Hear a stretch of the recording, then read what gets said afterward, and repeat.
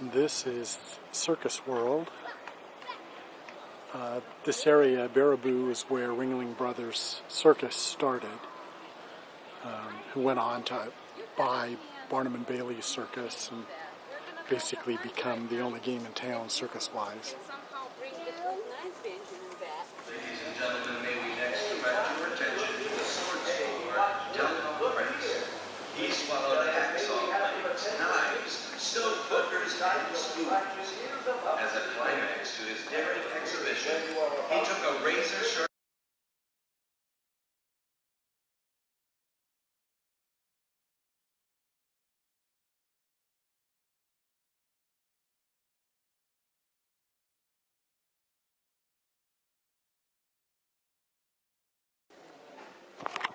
So this is kind of the hall of wagons, all different kinds of wagons and whatnot that were used in the circus.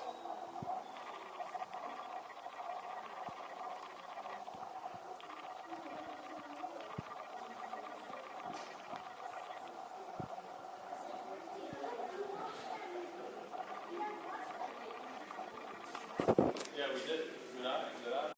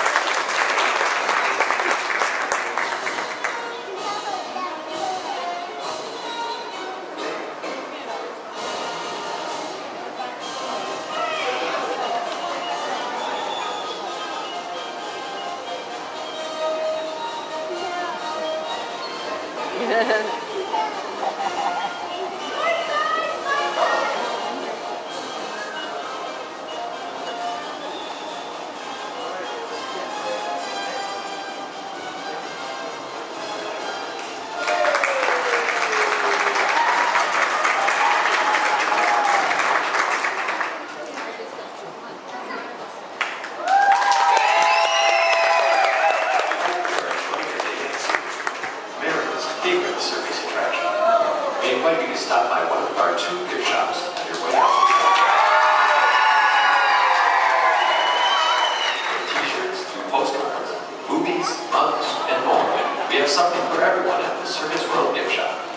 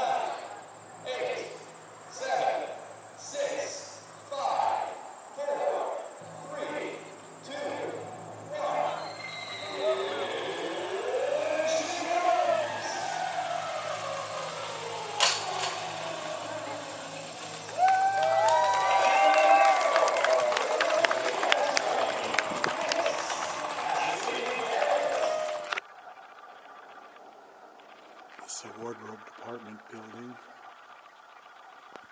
This is back there, just using it for some displays now. You can see wardrobe wagons in here. Not very well lit.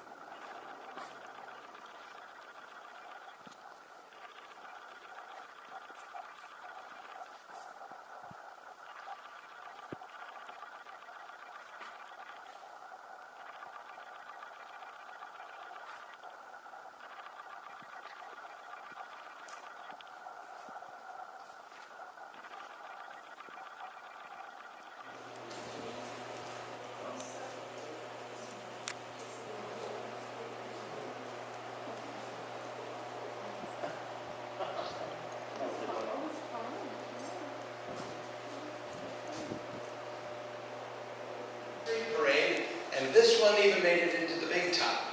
It's called the Calliope. Now most people pronounce it Calliope today. Years ago, circus folks referred to it as the Calliope. There are two pronunciations listed in Webster's dictionary. Calliope if it's on a riverboat, Calliope if it's on a circus. Steam calliopes were invented first in the 1850s. A very, very loud instrument that can be heard 5 to 7 miles away. Became known as the Pied Piper of the circus. It was guaranteed to draw a crowd whenever it was played. You'll all be thankful to know that this is an air calliope.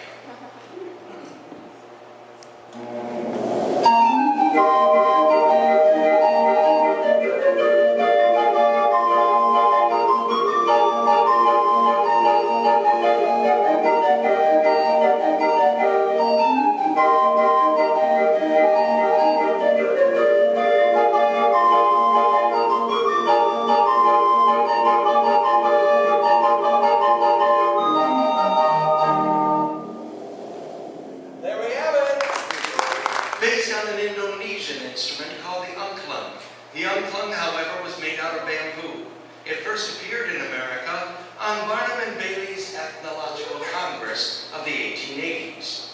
J.C. Deegan of Chicago copied the angklung, but instead of bamboo, he made the chimes out of metal. It was very popular in the 1920s in vaudeville as well as on the circus. Larry and I would like to play a 1920s tune for you called Bye Bye Blues.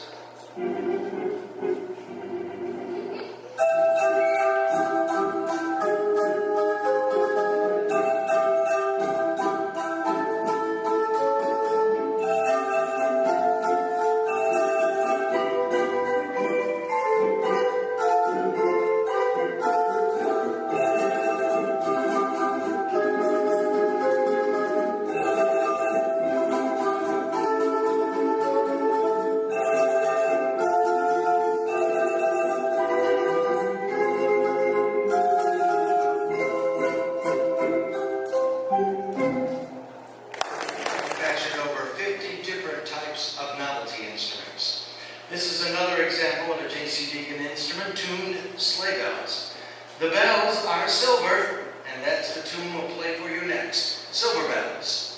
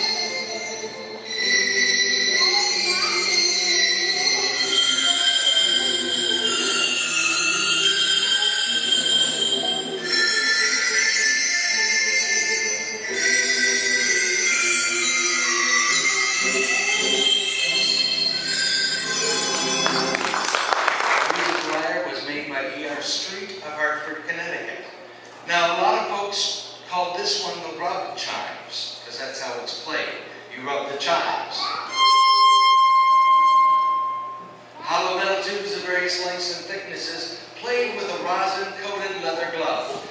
The rosin is the same rosin you put on a violin bow to make a violin play. Larry and I will give you our best rendition of Man on the Flying Trapeze.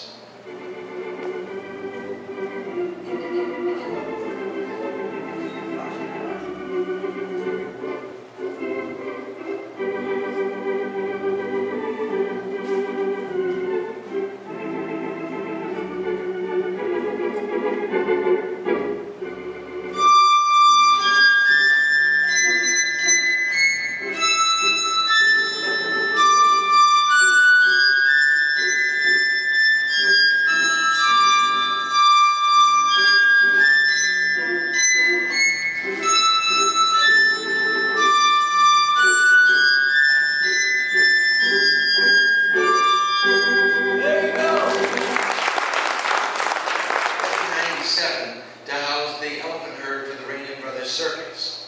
When the Ringlings were back in winter quarters, sometime in late October, early November, there would have been 25 to 35 elephants in this room. They were all placed around the walls of the room, which are 12 inches thick, by the way, and then right in the center was a practice ring. That's where they worked out the new routines for the upcoming season of the Ringling Brothers show. Now, the Ringlings bought Barnum and Bailey in 1907, and they also bought Adam Four-Paw Brothers that same year, allowing the Ringling Brothers to own the 3 largest circuses in America. That was big, big business for a little bitty town of Baraboo to support.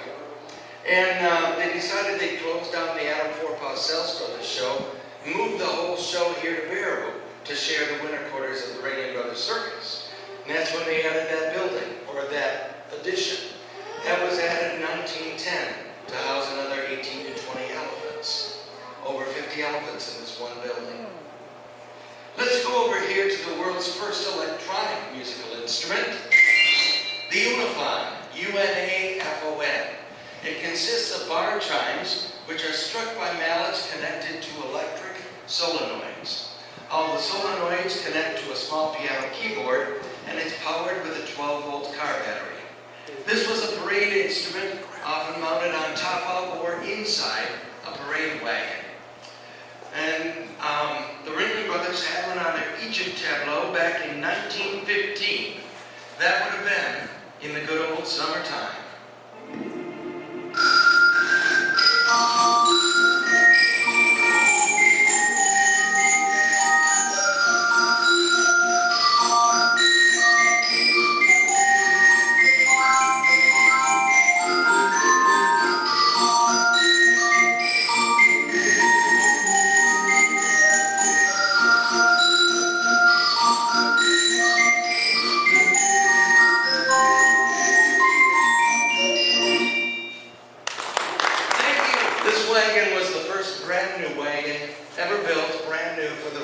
Circus. The Ringling Boys started their show here in Baraboo in 1884. 5 sons of a local harness maker got it into their heads they could operate a circus. Excuse me. That first year they traveled on 9 buckboard farm wagons. They didn't even have a circus wagon. The boys did about half the acts in the show. When they weren't performing their acts, they were playing a musical instrument in the band. Now they would come into town and set up the tent, put the seats in it, and then get all gussied up and cleaned up for a street parade. They couldn't afford advertising posters, so the parade was their advertising. They did a matinee performance, and then in the early evening they did a night show, after which they tore down the tent and the seats, took all of the costumes and props, packed everything into those 9 farm wagons, and then drove the horses at night over dirt roads, trying to get 10 to 12 miles to the next town. Then they did the whole thing again the next day. They were convinced that they really needed to become a railroad circus, that they were going to grow big. And they did this in 1890. 2 years later, they felt they had arrived and could afford their first brand new circus wagon. This was it. They advertised it as the grand golden cathedral chimes of Moscow's famous Kremlin Towers, which is not too bad for some bells made in Milwaukee, Wisconsin.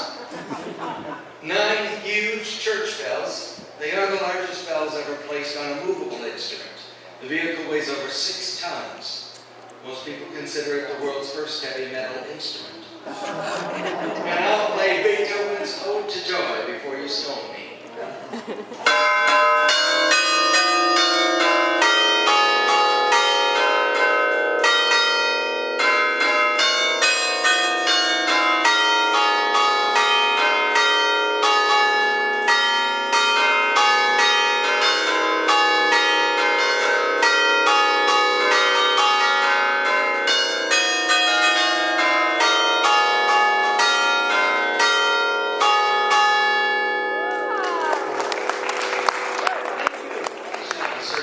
Sound of the late 40s, 50s, and 60s, and Larry knows exactly how to make this instrument sing. So watch the flying fingers and fancy footwork of Larry Scout. You too will discover the circus sound of a Hammond organ.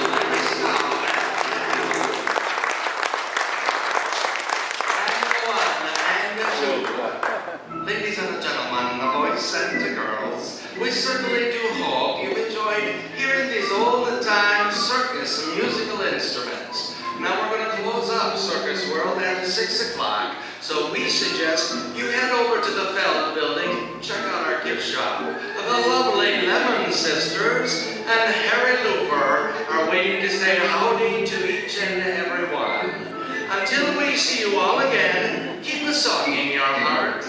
May all your days be circus days.